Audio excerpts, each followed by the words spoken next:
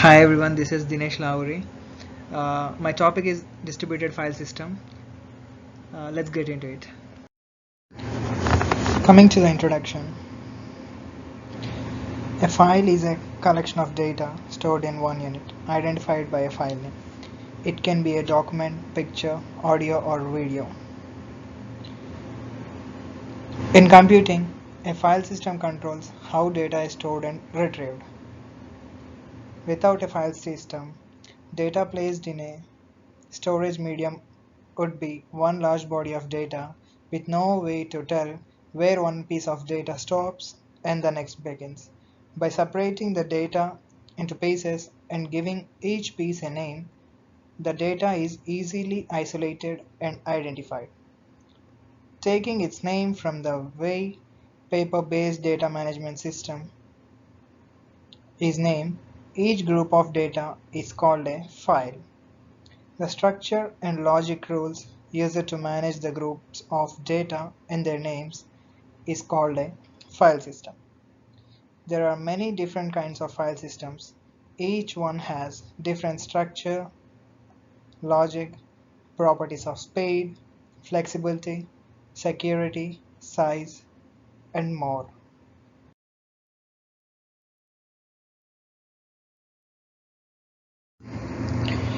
A distributed file system differs from typical file system in that it allows direct host access to the same file data from multiple locations. Indeed, the data behind a DFS can reside in a different location from all of the hosts that access it. And in DFS, when a namespace is created, and this process is transparent for the clients. Distribution concept. On the top, we have a supercomputer which has multiple racks, and each rack is a standalone machine which has its own RAM and storage, and each rack consists of multiple nodes in it. And here we have a file and it contains 4 data blocks in it. Distribution concept is about the file being distributed on the multiple racks and on the multiple nodes at the same time. Distributed file system is different from the file management system because the file management system deals with the file within the same machine or within the same cluster, while the distributed file system deals with the data blocks distributed across multiple racks and across multiple nodes. Here we can see the first data block is going into the rack 1 and node 2, and the second data block is going into the rack 2 node 1. This is how it works. Need for distributed file system. First one is remote information sharing. Any node, irrespective of the physical location of the file, can access the file. And second one is the user mobility. User should be permitted to work on different nodes. And the next one is the better fault tolerance. Files should be available for use even in the event of temporary failure of one or more nodes of the system. Thus, the system should maintain multiple copies of the file, the existence of which should be transparent to the user. And the last one is the diskless workstations. A distributed file system with its transparent remote file accessing capability allows the use of diskless workstations in a system. Components of a distributed file system. First one is the location transparency. Location transparency is achieved through the namespace component. Redundancy. Redundancy is done through a file replication component.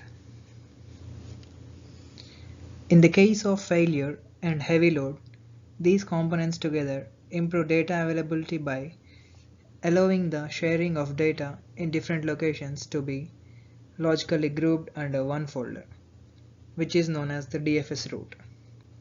It is not necessary to use both the components of DFS together. It is possible to use the namespace component without using the file replication component, and it is perfectly possible to use the file replication component without using the namespace component between servers. Features of distributed file system. First one is transparent local access. From a host perspective, the data is accessed as if it's local to the host that is accessing it. Location independence. Hosts may have no idea where file data physically resides. Data location is managed by the DFS and not by the host accessing it. Coherent access. DFS file data is managed so that it appears to the host as if it's all within a single file system, even though its data could be distributed across many storage devices or servers and locations. Great large file streaming throughput. DFS systems emerged to supply high streaming performance of HPC workloads, and most continue to do so. File locking. DFS usually supports file locking across or within locations, which ensures that not two hosts can modify the same file at the same time. Data in-flight encryption. Most DFS systems support encryption data and metadata while it is in transit. Diverse storage media or systems. Most DFS systems can make use of spinning disk, SAS SSDs, NVMe SSDs, and S3 object storage, as well as private on-premises object storage to hold file data. Multi-protocol access. Hosts can access DFS data using standard NFS, SMB, or POSIX client supplied by the solution provider. Multi-networking access. While all DFS provide Ethernet access to file system data, some also provide InfiniBand and other high-performance network access. Local gateways. DFS system may require some server and storage resources at each location that has access to its file data. Software denied solutions. Given all the above features, most DFS systems are software denied solutions. Scale-out storage solution. Most DFS systems support scale-out file system in which file data and metadata service, performance and capacity can be increased by adding more metadata or file data server resources, which includes gateways. History. The server component of the distributed file system was initially introduced as an add-on feature. It was added to the Windows NT 4.0 server and was known as DFS 4.1. Linux kernels 2.6.14 and versions after it come with an SMB client VFS known as CIFS, which supports distributed file system. Mac OS 10.7 and onward supports Mac OS X distributed file system. Applications of distributed file system. First one is network file system. Second one is the common internet file system. Third one is the server message block. Fourth one is the Hadoop. And fifth one is the NetWare. Working of a distributed file system. We can see on the left we have the clients, on the right we have the storage devices. Both are connected to the NFS server. We'll know more about this in the next slide. Distributed file system works as follows. It has two concepts, distribution and replication. We already known about the distribution concept in the fourth slide, and now about replication. Distributed file system will also replicate data blocks on different clusters by copy the same pieces of information into multiple clusters on the different racks.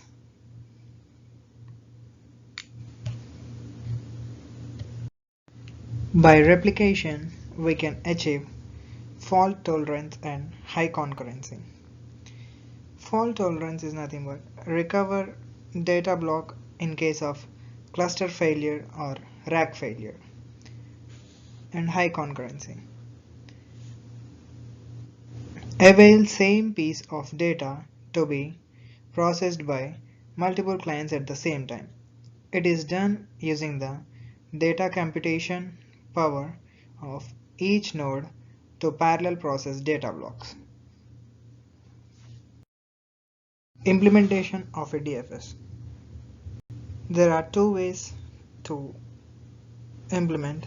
One is standalone DFS namespace and second one is the domain-based DFS namespace.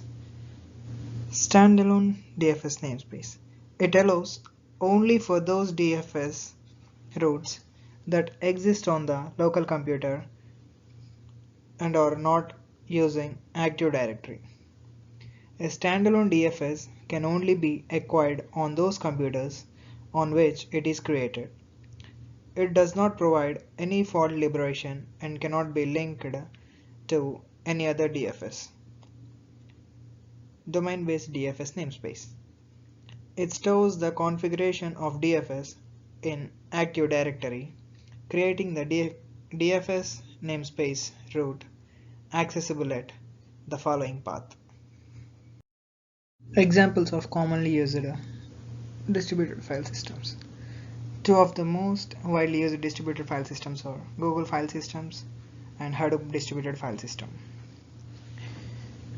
And there are some other examples of the DFS which are locally managed.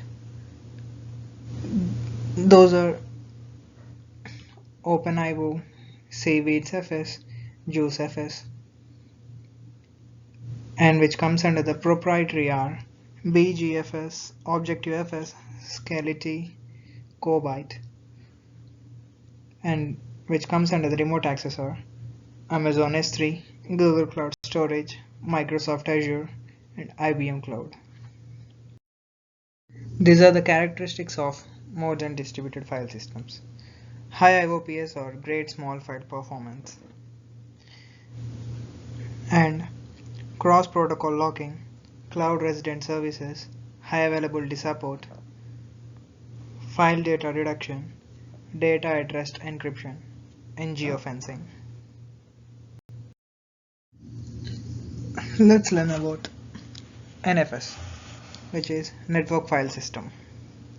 A network file system is a type of file system mechanism that enables the storage and retrieval of data from multiple disks and directories across a shared network.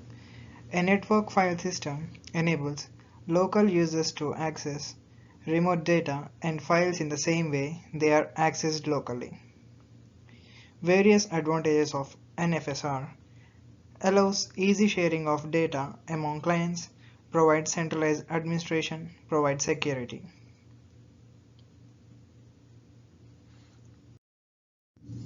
AFS, Andrew File System.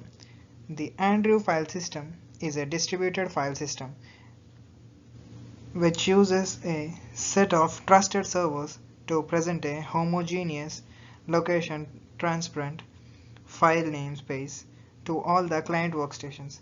It was developed by Carnegie Mellon University as part of Andrew project. Various advantages of AFSR, file backups, file security, and physical security. GFS, Google File System. Google File System is a proprietary distributed file system developed by Google to provide efficient, reliable access to data using large clusters of commodity hardware. The advantages include fault tolerance, reliability, scalability, availability, and performance to large networks and connected nodes.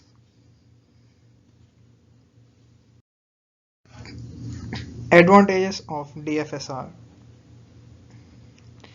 multi-user, local or remote file sharing, data access transparency and location independence, data availability, increases scalability and interoperability, increases security and administrative flexibility.